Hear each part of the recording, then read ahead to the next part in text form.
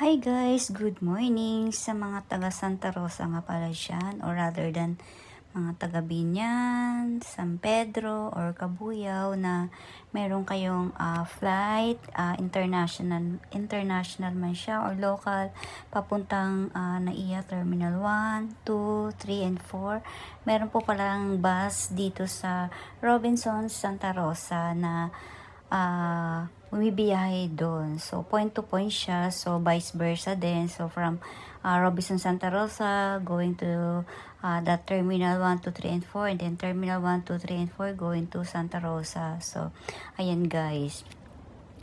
Yung bayad pala nila dito or yung fare is 300 pesos per person. So, ayan guys. Tapos, alam ko yung biyahe dito ng bus ay every 1 hour meron naman siya. So, make sure lang na titingnan nyo yung schedule nila. So, makikita nyo dito sa video yung oras ng mga schedule. And then, ayun guys, even though na merong schedule per, every hour, make sure na lang na mag-alat pa rin tayo ng enough time para dun sa flight natin kasi sometimes di natin alam na rush hour or minsan holiday yan. So ito yung guys, yung oras ng mga schedule. Robinson Santa Rosa to Terminal 1, 2, 3, and 4. Yan. 5 AM. Tapos pinaka last nila is 10 PM.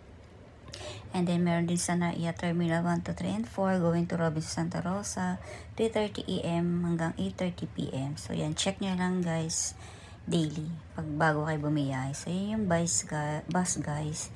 So, ayun nga, sinasabi ko kanina, dapat meron pa rin tayong alat na oras kasi minsan traffic. So, mostly naman 1 or 2 hours lang naman yung biyahe dyan.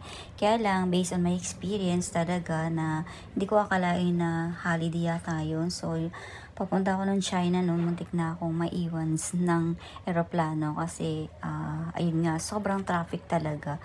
And then, by the way guys, yung bus na to, bago kayo baba sa Terminal 3, dadaan mo na siya ng 1, 2, 4, tas 3. So, yun. Akala ko kasi, nadaanan na namin yung Terminal 3, baba na. So, hindi pala ganun guys. Iikot pa pala siya.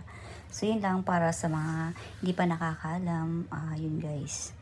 Bye!